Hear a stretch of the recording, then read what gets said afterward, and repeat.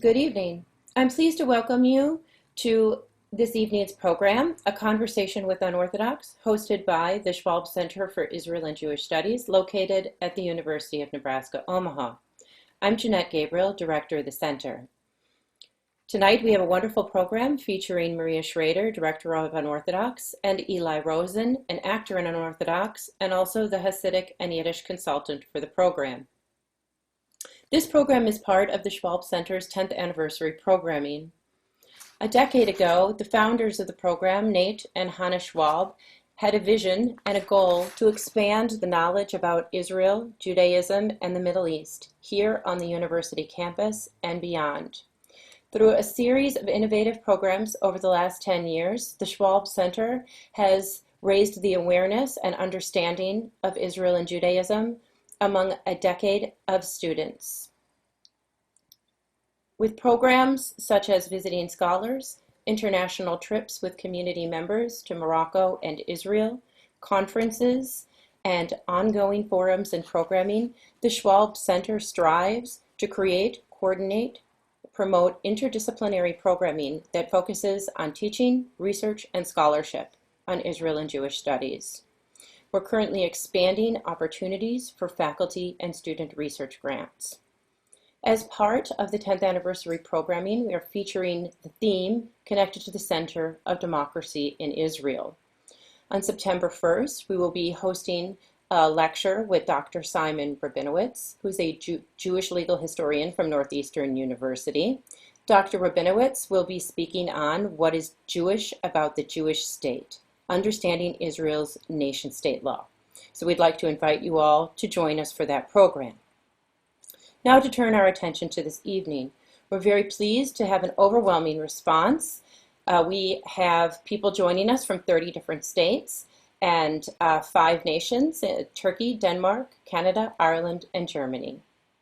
So without further ado, I'm going to shift now to the interview that, due to the time difference, was recorded with Maria Schrader, the Director of Unorthodox, and then we will shift to the conversation with Eli Rosen. I'm very pleased to introduce Maria Schrader, one of the Germany's most acclaimed stage and screen actresses. She's the 2-time winner of the German Film Award and 2-time winner of Bavarian Film Award. She received the Silver Bear Award for Best Actress in Amy and Jaguar, which was a big hit in the United States, and recently acted in the internationally renowned series Deutschland 83 and Deutschland 86.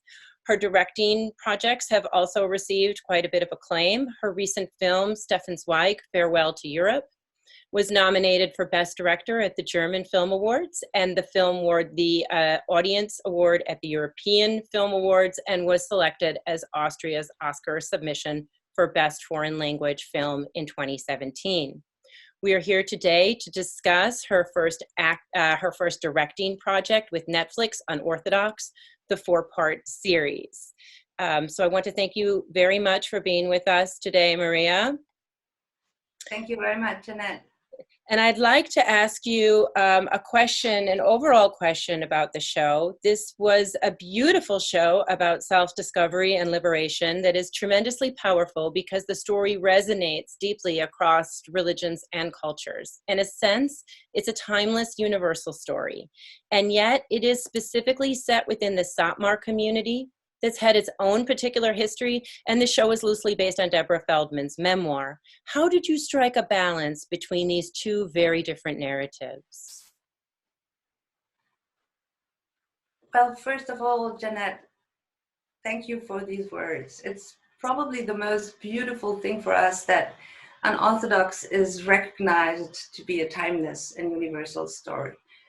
Of course, we aimed for that, and we always hoped to be able to reach a huge variety of viewers, secular as well as religious people or even different religions.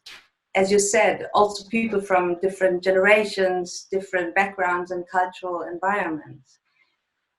Deborah Feldman's memoir already was a best-selling novel in various countries, but of course, we couldn't expect such a worldwide recognition for the series. During the making, it was rather small production, a German arty production, probably with a very small budget. Half of it spoken in Yiddish, probably a little under the radar at Netflix. And we hope to be able to get a few international reviews. And we were very disappointed the moment the festival in France was canceled due to Corona. And I'm just telling you this to explain where we started. No one of us expected the success of such a dimension. Not in Europe, neither in the US, and of course not in the Arab world, in Turkey, in Saudi Arabia, in the United Arab Emirates. We can always try to explain why, as you said, the story resonates across religions and cultures. And I will, of course, try, but can only probably to a certain extent. It's important to know that at the end of the day, at least to my eyes, there's always a secret why a specific piece of literature or television or film is able to bridge and to find global identification. And I'll try.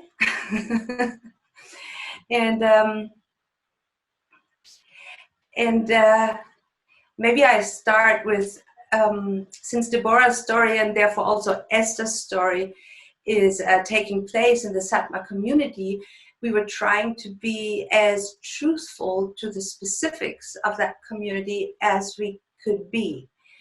Or to put it in different words, I believe that being very specific in the portrait of characters, their daily routines, their values and mindset, their conflicts, hopes, fears, is actually the key for good storytelling. And since the Satmar community is foreign to most of us, to most of the viewers, they need to get an insight, a feeling, and maybe also an understanding for their way of life. Curiosity still lays in the human nature. And we want to understand how Esti grew up, what her world is like, to then be able to follow her decision to leave this world.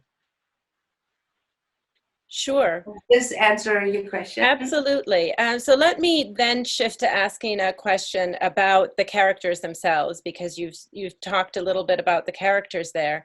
One of the most compelling aspects of the film is how sympathetic individual characters are caught up in oppressive institutions. And yet, whenever there are critiques of behavior within marginalized groups, there are concerns raised about how these critiques can contribute to sweeping stereotypical views. Can you talk about how you chose to depict Hasidic characters both resisting and upholding repressive standards against each other? And that comes out a lot in the show in terms of sexuality. Well, I think first of all, to us as the filmmakers, to us who want to tell a specific story, and again, we are at specifics, there is no general institution, no general community, no general way of life, not an overall, in any kind, generalized picture that we aim for. It's me as a director, I can only see characters, specific people, and it's the people who surround Esti, and they represent the only world she knows, and of course loves. They're all relatives, and I do think that stereotypes can be avoided the moment you try to understand. And I don't believe in good people or bad people. I don't believe in black and white storytelling. And as a director, I sometimes feel like a parent. You know, of course, there is Esther in the center of the story, but then there are people around her, which I always try to also approach with love and understanding. And at least, even if I don't like their actions, to understand and to accept them. And that builds a complex character.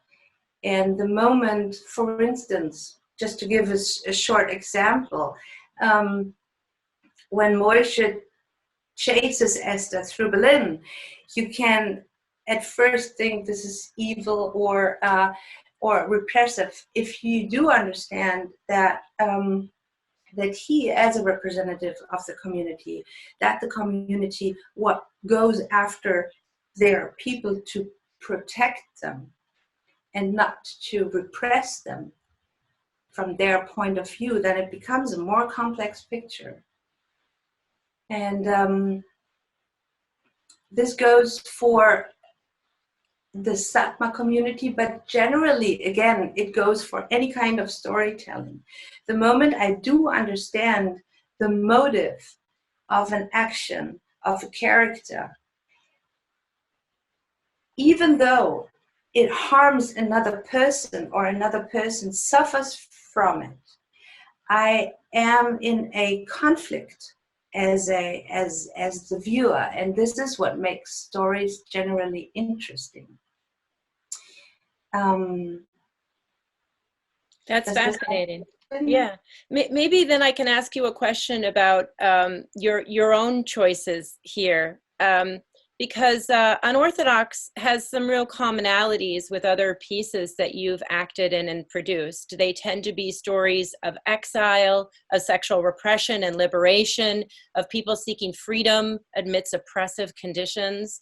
What is it about this project that resonated with you? Why did you decide to direct this show?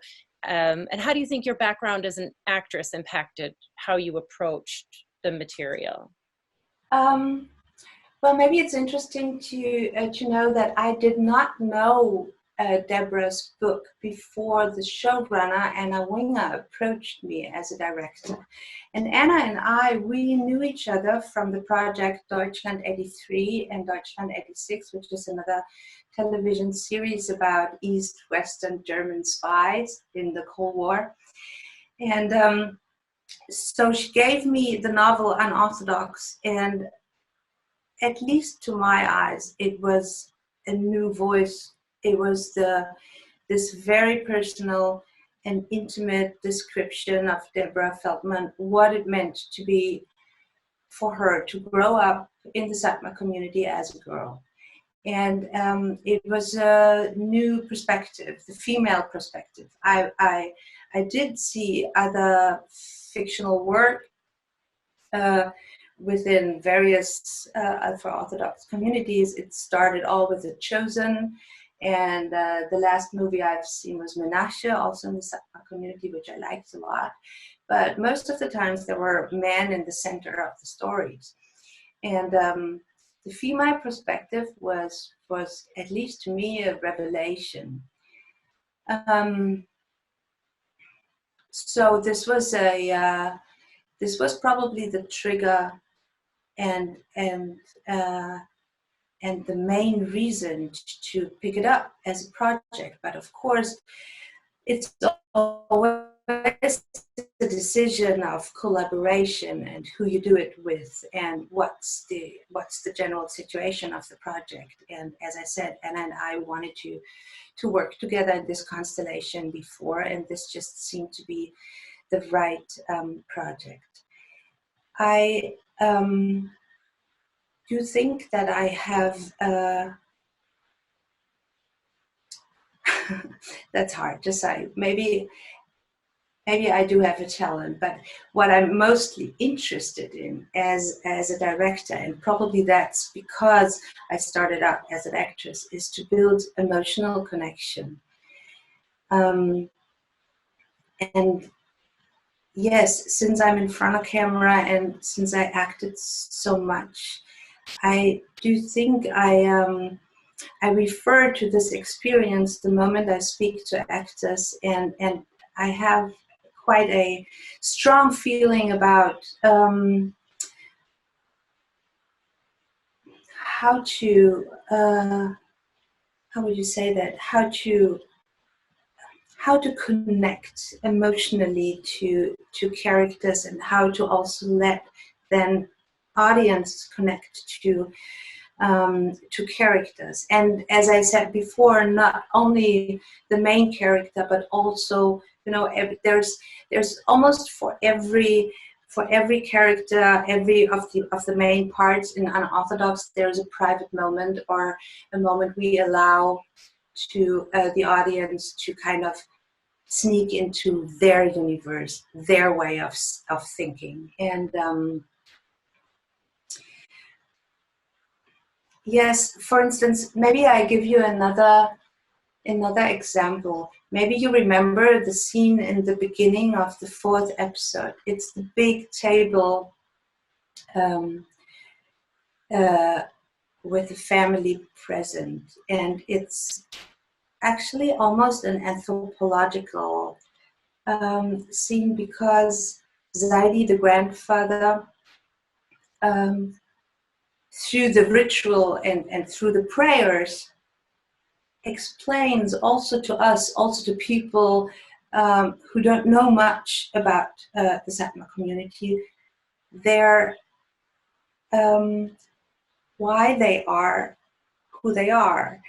And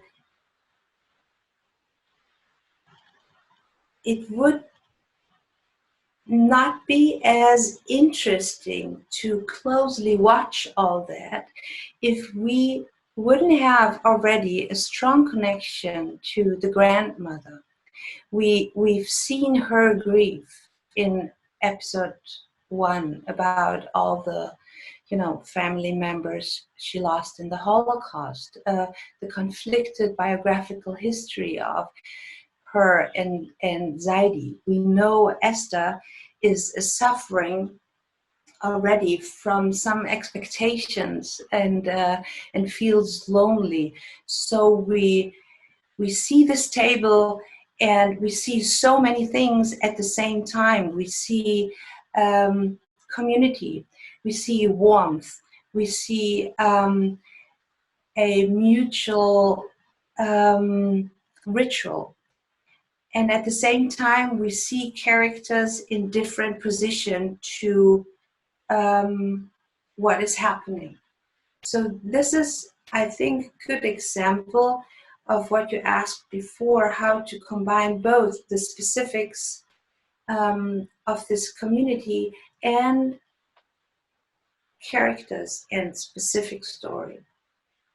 Yeah, very nice. Thank you. I wanted to shift to talking a little bit about Berlin, because so much of the show takes place in Berlin.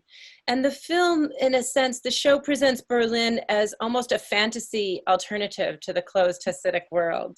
There's this juxtaposition, right, of the diasporic secular world full of tolerance as compared to this religious world full of rigid rules and perhaps fear. Can you talk a little bit about the significance of portraying Berlin as a psychological and physical space of liberation? Yes, of course. It was a conscious decision to portray Berlin as an inviting and liberal place. I live here since before the wall came down, so actually more than 30 years in the city in its various characteristics. But I also meet a lot of people who come here, who visit, who move here, and I frequently hear them say that in their eyes, Berlin is a place of freedom, which allows very different people to live very different lives. Of course, Esther is lucky to run into this group of young musicians. We can only sense that also their lives contain problems and some conflicts in the past. And yes, there have been quite a few programs, television series, which take place in Berlin. And if you think, for instance, of Dogs in Berlin, Beat, or Four Blocks, and all of them emphasize the darker sides of Berlin, brutality and crime and danger. And I think maybe it's the same. Maybe we can treat Berlin like a person, because people are like, if you think of them very highly, we all try to live up to these expectations. And I like the utopian aspect of portraying Berlin like this. And on the other hand side, we see a lot of suffering in the Williamsburg world. We see Esti,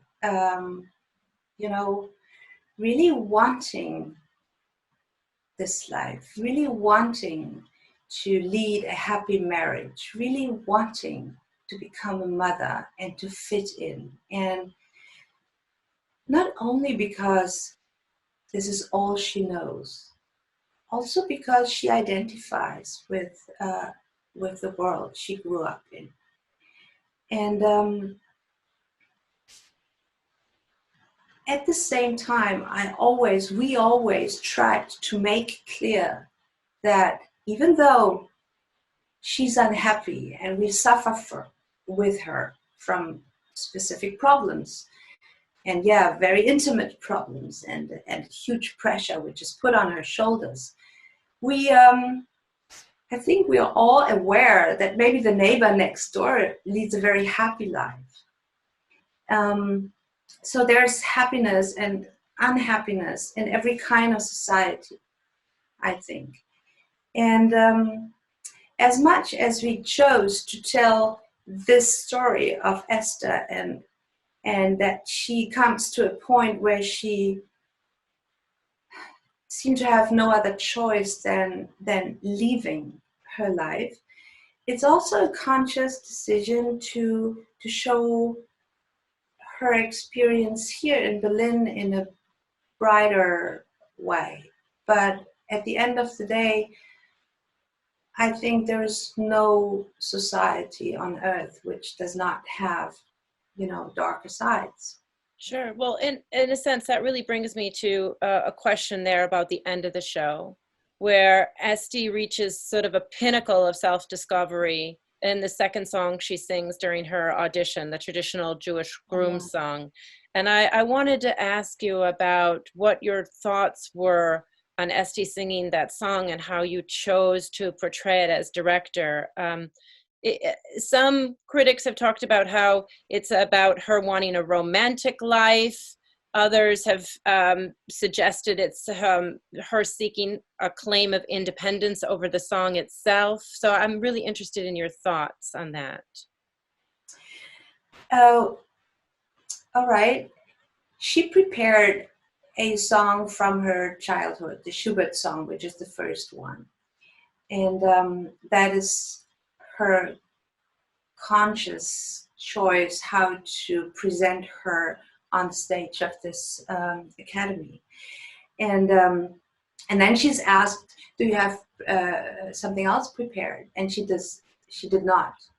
She's surprised by that, and there's a moment of terror and insecurity.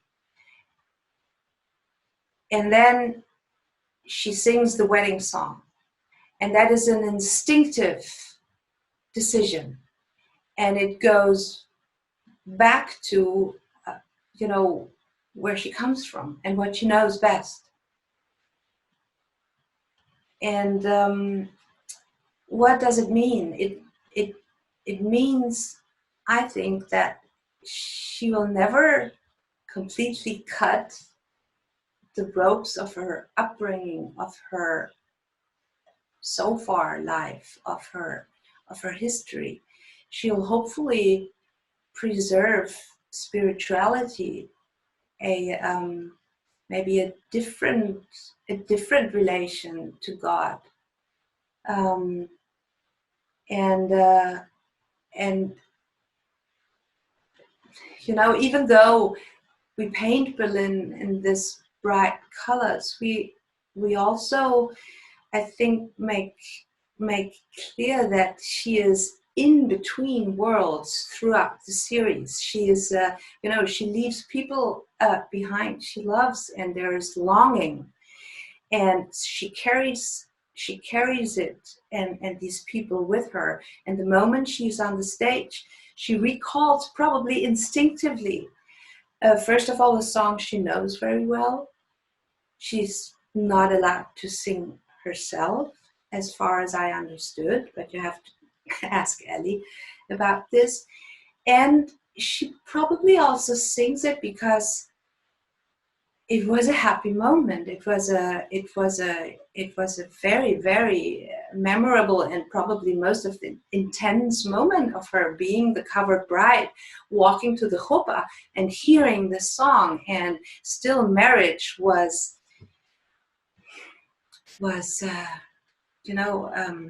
an unknown area filled with hopes and expectations.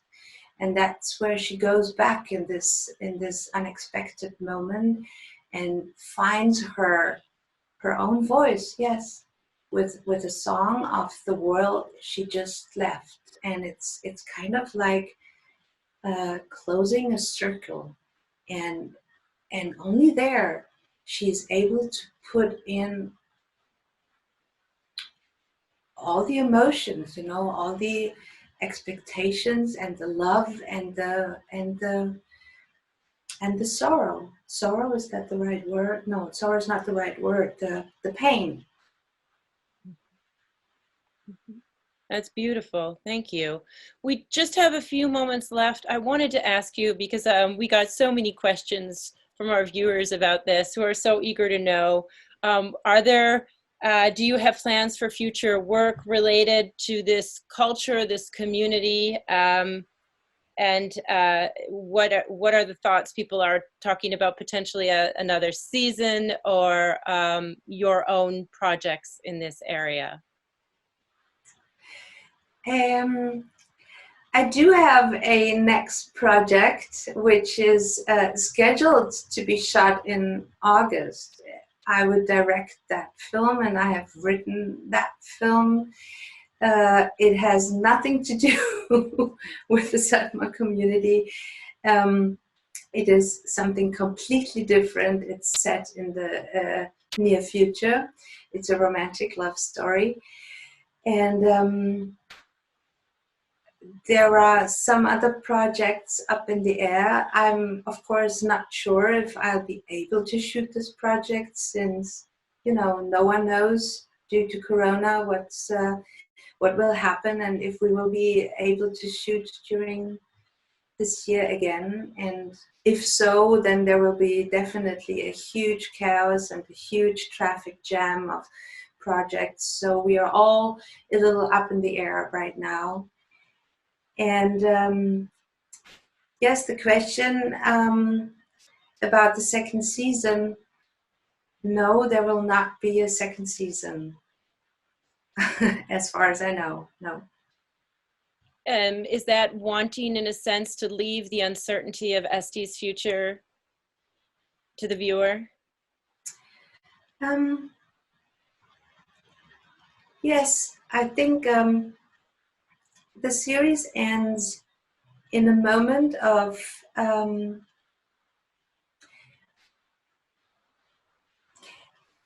Esti, for the first time, not feeling insecure or weak with sitting alone on a table with this little compass in front of her. For the first time, I think she feels strong enough to face an unknown future and look into it with hope and joy and strength. Great. Thank you very much. I'd like to introduce Eli Rosen. Born and raised in the Hasidic community of Brooklyn, Eli is a recovering lawyer pursuing his lifelong passion in the fine arts. Discovered 2 years ago by David Mandelbaum, he now serves as the managing director of the New York Yiddish Rep. Past New York Yiddish Rep credits include producing, translating, and appearing in Hanak 11 Squared, as well as appearing in Waiting for Godot, Awake and Sing, and New York Times critics pick God of Vengeance and Rhinoceros, for which he developed his own Yiddish translation. Eli also debuted in 2019 in his own one-man show, The Drunk Cantor, and in addition to theater, Eli's film and TV credits include Minion, The Binding of Isaac, Sadiqus, and Purity. We are here this evening to discuss Eli's role as actor and Yiddish consultant in Netflix Unorthodox. Welcome, Eli. Thank you. Really, really happy to be here once again. Thank you. So I'd like to begin by talking about your personal story. Can you tell us a little bit about your relationships with your family and friends growing up? Did you feel part of a warm, supportive community? Yes, in many respects I did. And I would say that in many respects my journey differed dramatically from that of Esty or, in fact, Deborah Feldman. I grew up in a very warm, loving environment. I had what most people would refer to as a happy childhood. Other than the fact, of course, that I was in a Hasidic home steeped in the Hasidic lifestyle, it was a fairly conventional childhood. I was the youngest. I am the youngest of 5 siblings. And so I always kind of felt a little bit, I was a little bit of a loner. My next sibling was 4 or 5 years older than me. So I always kind of did my own thing, and was a bit on the introverted side. And so I spent a lot of time reading whatever I could get my hands on. And I started reading. I discovered this box of classics, of college textbooks that had belonged to my mom. My parents grew up although they grew up in an Orthodox environment, it wasn't Hasidic per se. It was a lot more open. And they both attended university. My mother went to Hunter College, which at the time was an all-women's school. And she majored in English, and she had this box of English classics hidden away in a closet in the basement. And I started classic literature at a very young age, and that opened me up to this whole other world outside that I wasn't exposed to. And something that I remember affected me very early on is there's this notion, it's actually a verse in the Torah that says, well, not a verse, I'm sorry, a passage in the Talmud that says, wisdom among the nations is not to be believed. In other words, the only true wisdom is that which is found in the Torah, that which is found among our own sages. Don't bother looking for it on the outside. Of course, having discovered this whole world of classic literature, I knew it to be not true. So I started second guessing other things that I was taught.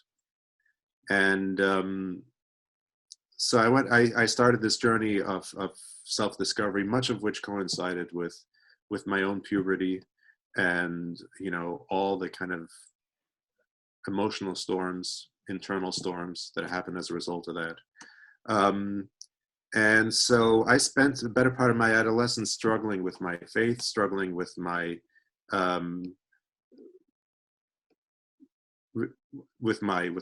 religious rituals, with the demands of daily life that religion imposed upon me and Judaism imposed upon me, and would just kind of go back and forth between being extremely devout and pious and holy, and trying to repent for all my perceived sins, and doing the very opposite of that, and trying to basically fulfill a bucket list of sins as fast as I could. So obviously this was a very unhealthy situation, and ultimately first I tried to run away from that, and then ultimately I tried to find some kind of balance within Judaism. And slowly but surely I became more modern and started shifting ever leftward within Orthodox Judaism. And I attended an Orthodox college, and then I went to law school, and moved almost permanently into this big bad secular world out there, and slowly but surely started losing whatever grasp on religion and faith I had, until one day I found myself on the outside looking in, and realized I no longer subscribed to any of it. So it was a very long and gradual process, and much of it took place internally, and wasn't really that influenced or triggered by things that happened to me or by the people around me. So as you sort of state there, for you, leaving the Hasidic community took a period of 20 years, and we see a little bit of that process in the unorthodox character Moshe. And Tammy from Skokie, Illinois, points out that Moshe is struggling to balance the two worlds he lives in. It's interesting to hear you talk about that struggle for balance that you went through. One of the ways that you have described leaving Hasidism is that you found liberation through theater, as your development as an actor allowed you to confront and accept your true self. Can you talk a little bit about how being an actor, and particularly a Yiddish actor in the New Yiddish Rep, has provided you with liberatory space? Yes. So at the time that I kind of started the end of my journey, actually removing myself from the community, I was, this is about 7 or 8 years ago, I was a corporate lawyer, and I had, one of my colleagues at the law firm was a former, we grew up in a fundamentalist Southern Baptist community, and he was a devout, or I should say a militant atheist, and because of his experience. So we would have these very friendly debates about religion and God, and in the beginning I would kind of, just toe the party line and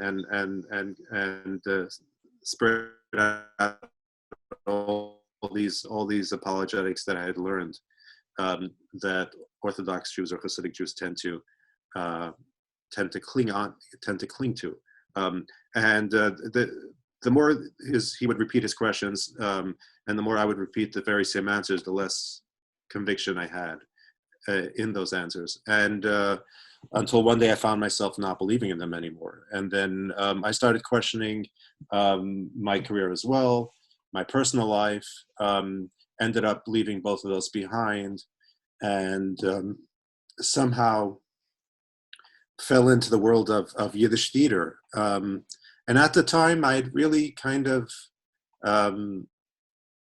because of all my past struggles, I had really divorced myself from the world of Jewish culture, and really kind of wanted to leave all that behind.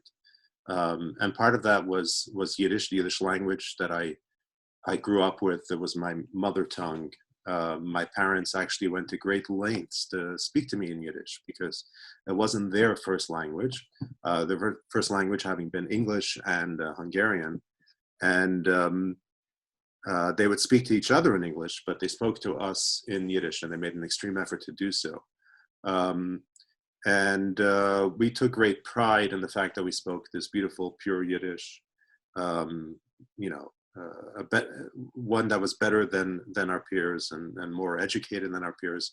And so I did have this great love and appreciation for Yiddish, but it was colored by everything else I had been through. And so, but once I started getting involved in Yiddish theater, I kind of rediscovered those roots, rediscovered my love for Yiddish, and that kind of gave me a vehicle to express that wasn't based on religious dogma.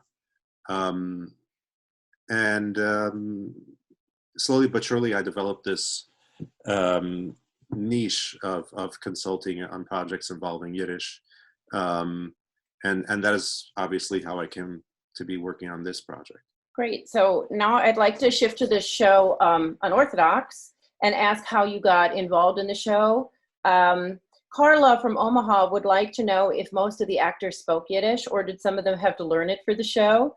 And Leslie from Tucson, Arizona is wondering what time burden was involved with training the Yiddish language dialogue in the show's interactions. So I got an email in October of 2018 from Alexa, the co-creator of the show, saying that I was referred to her by a mutual acquaintance, Samuel Katz, who was also an ex-Chassid, and he happened to be in Berlin at the time on a Fulbright scholarship. And they asked him if he knew anybody that would be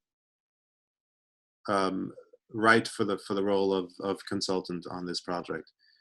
So he recommended me. They reached out to me, and we started working together in November of 2018. They didn't have a working script yet, and so we just started. They started writing scenes that we can use for auditions, for casting, and I was translating them as fast as they could write them. And some of the scenes required more input. If the Yiddish kind of rang wrong, we knew it needed to be rewritten. But I was involved kind of in the casting process, and obviously it was very important to all of us that the show be as authentic and representative as possible.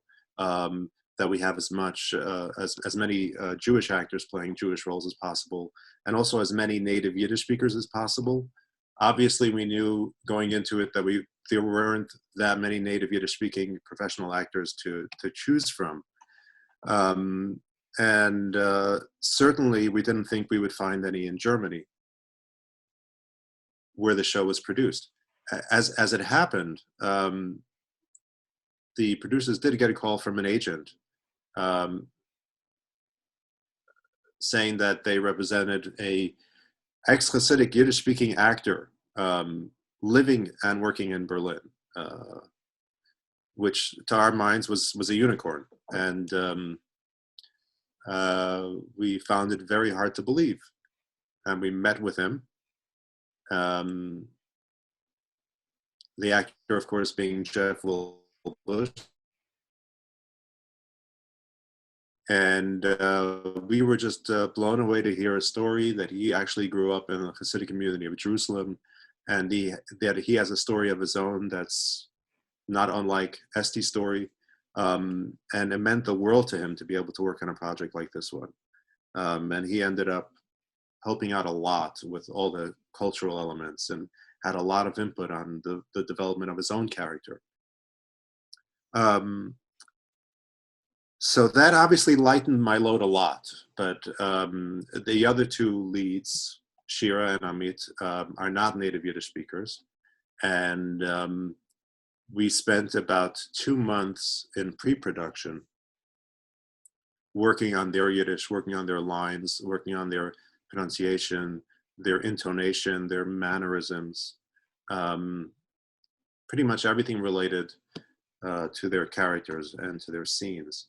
And we continued to do that until the very last day of shooting. So it was very time intensive and involved a lot of repetition.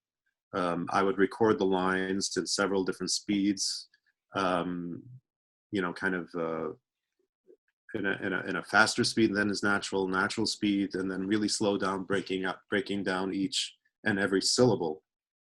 And we would learn the meaning of every word and the meaning of every sentence, and how the words are conjugated and how the words are formed, and so on and so forth. And they were incredible students. They put in a lot of work, hours of work every day. Shira likes to talk about how she would go running every day and just listen to my recordings of the lines instead of listening to music. And I was kind of the soundtrack of her day, of her everyday life. And it was an incredible process. I mean, at the beginning, I don't think any of us really dared hope that we would get as far as we would. But there were times that their accents and their pronunciation is so good that they even fooled me. So I think they did an incredible job. And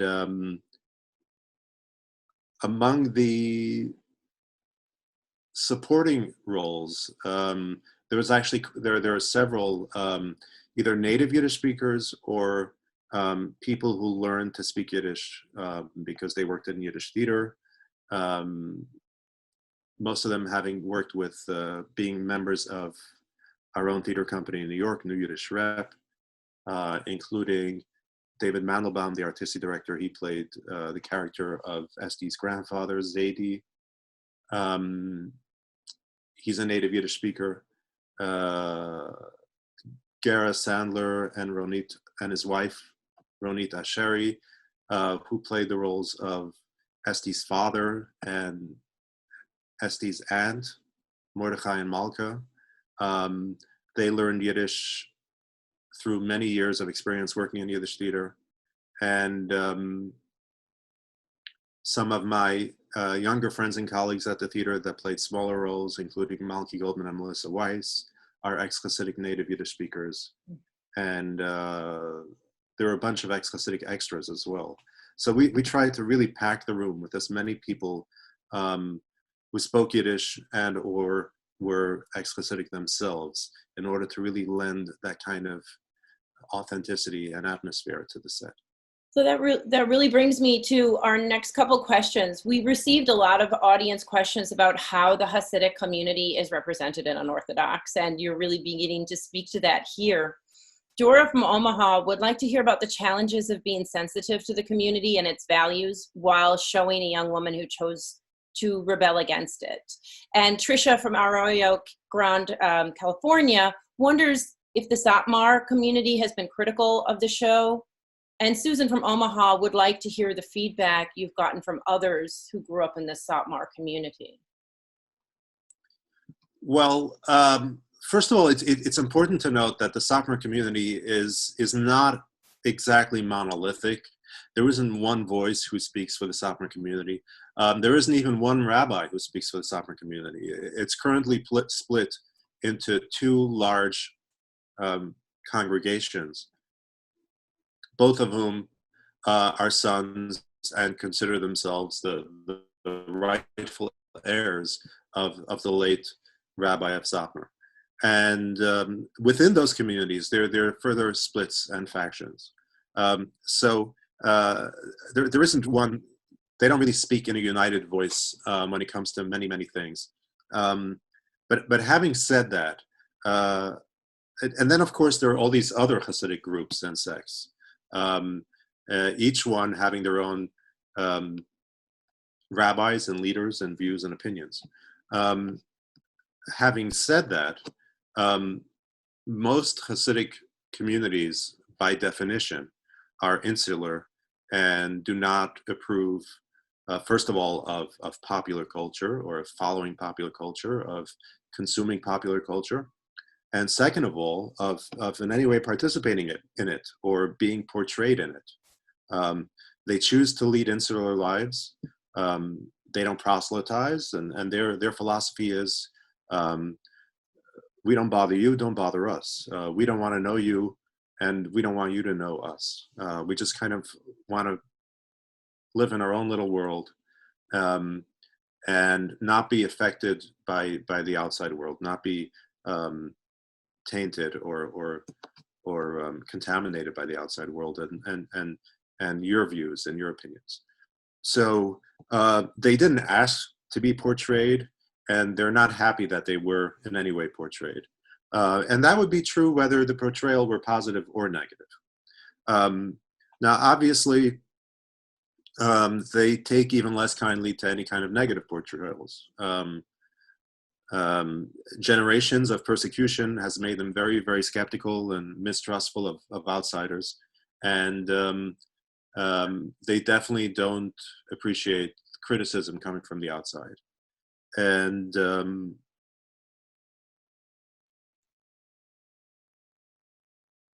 that being said, there are many people on the inside who are becoming more and more aware of the kind of systemic problems that plague them, and are dissenting either loudly or silently within their communities. And those people have reached out in the dozens to me and other members of the cast and crew and creative team, and have told us how much they appreciate. They feel like they're being heard, their concerns are being voiced, and they really relate to the characters in the story, and they really identify with the issues that are raised in it. I mean, I've even heard of people that disapprove of the overall message, but do appreciate the stories and the characters for what they are. So to sum up, yes, as a rule, by and large, they're critical of the show, but more and more people on the inside get it, and want their stories to be told. Especially, obviously, those who have left, but even many who have stayed for various reasons, identify with those who have left and identify with the problems raised in the show. Do you think that this insularity that you talk about is one of the reasons that people feel that they need to sort of break with the community in these ways? And can you talk about what it means to kind of leave? Some people talk about that they choose to leave. Other people say that they were thrown out by their families. So there's all sorts of different dynamics in terms of what leaving means. Yes, and that varies from Hasidic community to community, from family to family. I mean, Satmar by and large is what most people would consider the most fundamentalist of the Hasidic communities, which are the most fundamentalist of the Orthodox communities. But of course, there are variations within Satmar itself. Some families are more extreme than other families, and some families are more liberal than other families. Even within Satmar nowadays, you have many families that are very much unlike Esti's family, that are tolerant, that are sympathetic, that are warm, that are loving, that are understanding, that have family members who have left, and they maintain very loving and healthy relationships with them. That is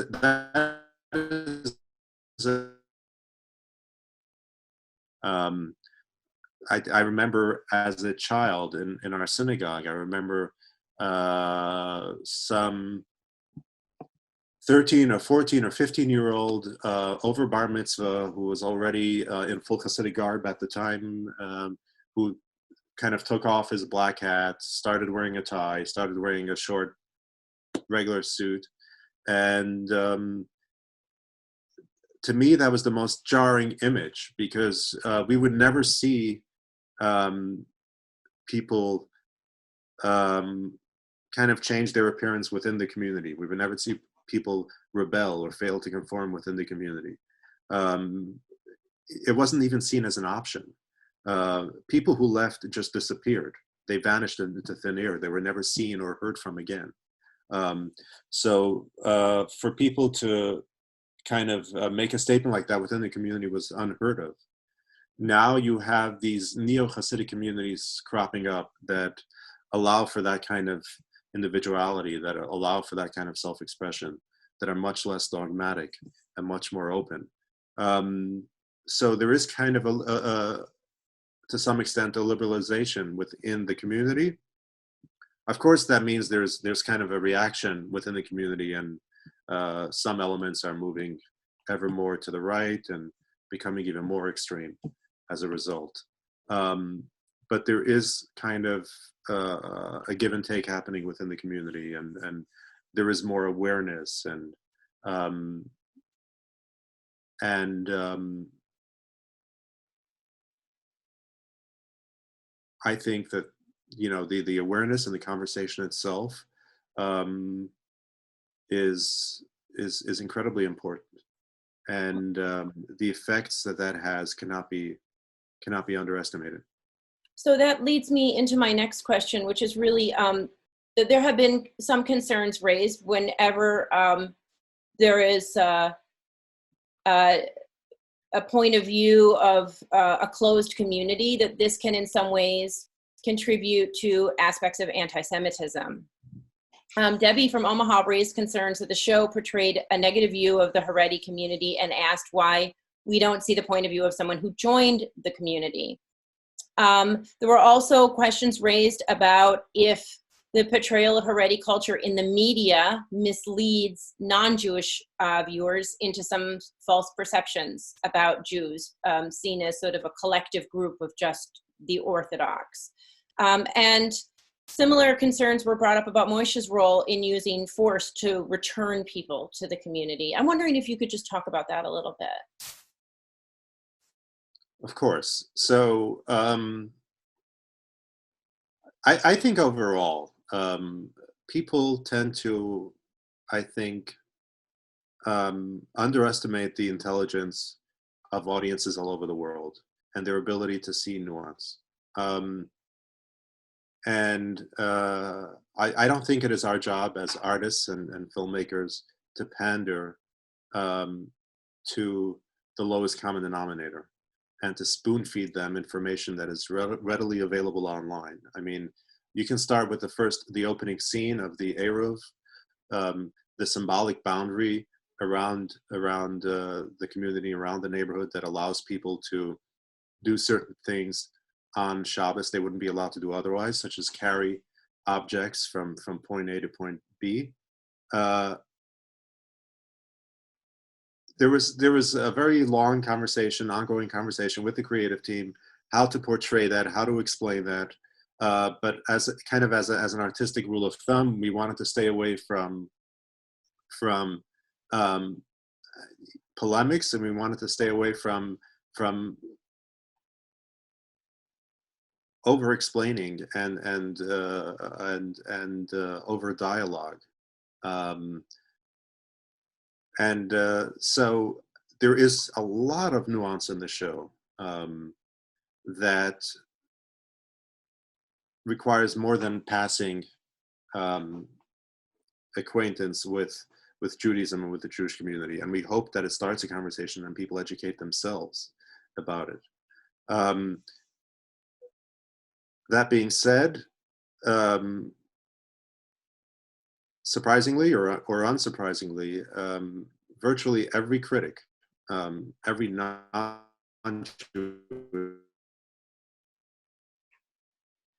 picture of the Jewish community and doesn't portray them as black and white, two-dimensional characters. And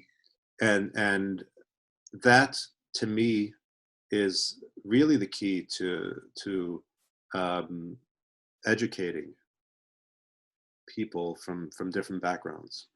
I think that hatred and bigotry and anti-Semitism are caused by an ignorance of the other, a lack of experience with the other, a dehumanization of the other. That is what history shows time and time again. It is not because people see the flaws in other people, because we're all human and we all have flaws. It's because we don't see them as people at all. We see them as stereotypes. But once you present kind of a very nuanced, intimate portrait of another community that portrays them as full thinking, breathing human beings with problems like our own, and flaws like our own, and desires and drives and petty rivalries and jealousy and insecurities like our own, we identify with those characters, we relate to those characters, and so we don't fear them and we don't hate them, or if we do so less. Um, we've gotten feedback from all over the world, especially Middle Eastern and Arabic communities, um, that absolutely love the show, which is incredible. I mean, we were in the top 10 on Netflix in Saudi Arabia, in Kuwait, in Turkey. And we've gotten responses and fan mail from people there, especially women, um, who really identify with the characters, with the family, with the issues, with the religious community overall. And so that breeds understanding, and that breeds tolerance and acceptance. I read a tweet from Turkey, where the person wrote in Turkish that this is the first time in their lives that they cried over something Jewish. And that to me speaks volumes. So this concern that portraying Jews as doing good things as well as bad things somehow feeds anti-Semitism is just not borne out by the facts. And I think people that hate and people that are anti-Semitic will do so and will be so without our help. So I don't think that is really cause for concern. Of course, we need portrayals about people. We need stories to be told about people who stay as much as people who leave. There is room for a show about somebody who grows up in a secular environment and rediscovers their Jewish roots, and then deals with the everyday problems of trying to fit in within the Hasidic community. There is room for a show about a family dealing, imagine Esti's family dealing with her leaving, and how it affects the family from their perspective. I think that's a very important story as well. And families coming to terms with their relatives who leave. I would love to work on a project like that. If somebody writes that project, I would be ever so grateful. But every story is important and every perspective is important. That's the point. You talk quite a bit about the institution and the problem being the institution, not the individuals within it. And I'm wondering why you think you're getting such a strong response from countries that are predominantly Muslim, and what sort of are some of the commonalities there? Well, they deal with many of the same issues. I mean, they deal with a largely, an old patriarchal system that is clashing with the forces of modernity and the forces of change, and women who are more educated and feel disenfranchised and want to have a voice, or even men who feel, they lack autonomy, they lack choice in their own lives, and that's really what it comes down to. I mean, I have that lead very, very happy and fulfilling lives. They have large families, and every one of their children is cared for and loved and beautiful and talented. And it clearly works for them, and it's clearly a force for good for them. And that's a wonderful thing. But it has to be the person's choice. And once it stops being the person's choice to do so, to live that lifestyle, it becomes oppressive. And people have to recognize that, and people have to allow for other people to have a choice and to have a say in how they live their lives, and not to punish them for exercising their own choices. So that brings me to my next question. Maria Schrader mentioned in our conversations that the stories she had heard about people leaving Orthodox Judaism primarily focused on the male experience. And she was drawn to this project because it featured a woman's experience. What do you think of some of the similarities and differences and the experiences for men and women who leave their Orthodox worlds? Well, when I first started leaving myself, I think one of my earliest impressions, anecdotally, was that many more men leave than women. And I think my gut instinct was that that is because men are more, the whole kind of the pop psychology notion of, men are from Mars and women are from Venus, and men are fundamentally different from women, and men are more ideologically inclined and rationally inclined, and women are more in touch with their emotions. And so people who kind of lose their faith and stop believing in God for scientific or rational reasons, which were many of the people that I knew who left or were considering leaving, those people tended by and large to be men. Of course, I found out very quickly that's just not true. Um, Men on women, women are just as likely to leave for ideological reasons or rational reasons, um, and women, of course, are just as smart as men are, if not even smarter. So they're really, it's not about really the why, but rather the how. Men simply have more opportunity to leave. Um, Women are married off at a younger age than men, and women tend to be saddled with childcare duties. They start to have children right away. There is no family planning. And so by the time you turn around, you're 25, you're 26, you have a house full of toddlers and that you have to care for. So your options are very limited. And so men, on the other hand, they much more likely to have a professional career. They're much more likely to have a job outside of the confines of the community. They're more likely to, commute to Manhattan every day. They're more exposed to secular environments. And they also are out of the house much more. So they're much more likely to be able to get away to see a movie or to go to a theater or to go to a bar and meet with like-minded individuals. And so they simply have more opportunity to learn about the outside world and to actually leave. Women have a much harder time doing that. But I think if you took away those artificial barriers, you would have the same number of women leave as men, if not more so, because they have less of a voice and they have less autonomy. And the as much as men can be oppressed within the community, and they can be, women can be doubly so. And in terms of the actual experiences, I would say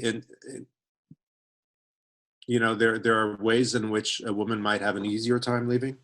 For example, Hasidic women are much more likely to speak a passable English. They're much more likely to have received a basic education.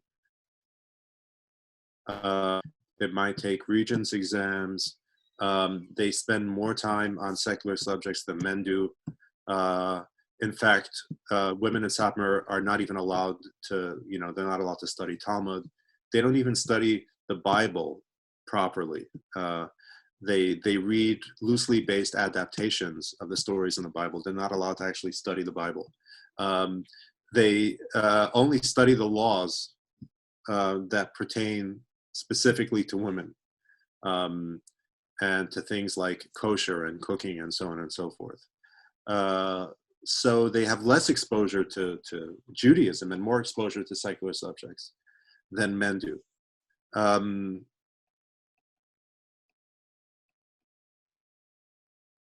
They also, to a certain extent, can camouflage themselves a lot easier than men. I mean, they can go out on the town, take off their wig, put on a pair of jeans, and nobody knows the difference. Whereas men have beards and payas that are harder to hide. So there are ways in which you can imagine that women might have an easier time, which might be less obvious to the outside observer. but on the other hand, of course, they have less autonomy, they have less freedom. Men go out every night to the synagogue for an hour or two. I know of many men who tell their wives they're going to the synagogue and go to watch a movie or go to hang out with their friends at bars instead. Women just don't have that option. They're expected to stay home. Sure. No, thank you. So I just want to finish up then by asking you a little bit about Yiddish theater and the future of Yiddish theater. Over the past 70 years, the secular Jewish community, based primarily out of Workman's Circle in New York City, has been the dominant force in keeping Yiddish theater alive in the United States. What do you think is the future now, especially with this exposure for Yiddish theater and film? So I just like to clarify that the Workers' Circle doesn't have a theater. There are predominantly two Yiddish theaters in New York. There is our own New Yiddish Rep that stages Yiddish drama as well as English or other foreign language classics in Yiddish translation. Primarily straight plays, straight drama. And then there's National Yiddish Theater Volksbühne that staged Fiddler on the Roof in Yiddish. And they're famous for staging musicals and operettas in Yiddish. There's also a handful of Yiddish theaters worldwide. There's one in Israel. There's a state Yiddish theater in Romania, in which I think all the members of that theater are not even Jewish, let alone Yiddish speakers. But it is state funded and they present plays in Yiddish. So there is Yiddish theater all over the world, and companies that have varying degrees of success. It's always an uphill battle. It's an uphill battle in terms of funding, especially in the States where theaters rely on on private funding because there is no public funding. It's also harder to get audiences because most audiences today do not speak Yiddish, and Americans are less likely to watch theater with super titles, which is the way we're set up. But I think, as Unorthodox has proven, people are becoming more and more aware of foreign culture and foreign art, and they're becoming much more eager consumers of foreign language art. We've had Parasite win the Best Picture, and Americans are kind of moving away from their old exceptionalism to a willingness to actually engage in language and culture, in foreign language and culture. So that's a good thing, and hopefully that continues, and hopefully more and more people are aware the richness and diversity of Yiddish art that's out there. I would also add that specifically in the Hasidic community, ironically, American theater has its roots ultimately in the kind of Orthodox Jewish community in Eastern Europe. Modern American theater has its roots, of course, in Yiddish theater, which comes from Eastern Europe. And Yiddish theater began as an old tradition of staging the story of Purim. Purim being one of the popular Jewish holidays in which people put on masks and costumes and revel and party.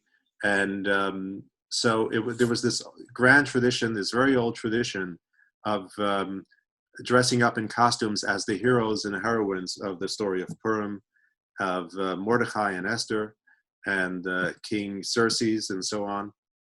And they would dress up and kind of recreate and tell the story of Purim. And that was called a Purim spiel or a Purim play. And then people started writing other stories for the stage. The story of Joseph, which we might know as Joseph and the Technicolor Coat.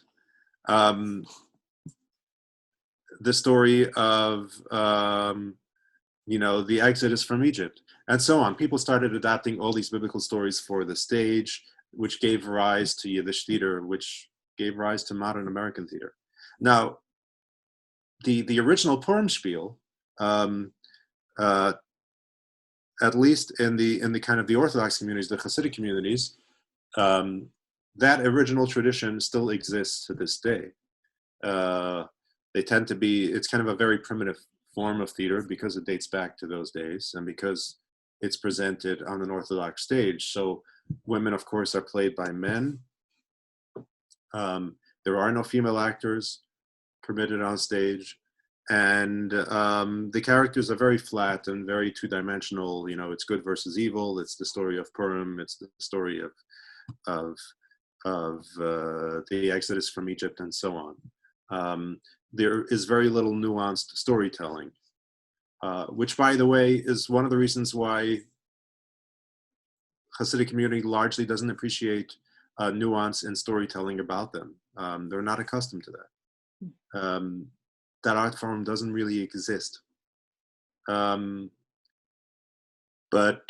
in the last 20 years or so, their Hasidic theater has advanced light years.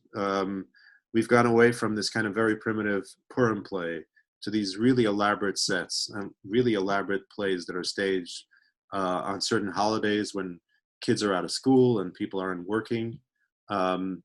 And they have Broadway caliber productions that are presented on those holidays.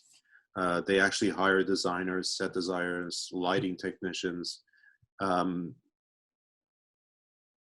from Broadway and charge, $100, $200 a ticket. So there is kind of a really interesting burgeoning art scene within the Hasidic community. There's popular literature. People are writing novels in Yiddish. People are doing all kinds of impressionistic art in Yiddish on Jewish themes and Hasidic themes, and so on and so forth. So it seems like there's a very bright future for Yiddish theater, both outside the Hasidic community and inside. Yes, absolutely. I do believe that. Great. Well, thank you very much, Eli. I really appreciate you taking your time to speak with us tonight. My pleasure, Jeanette.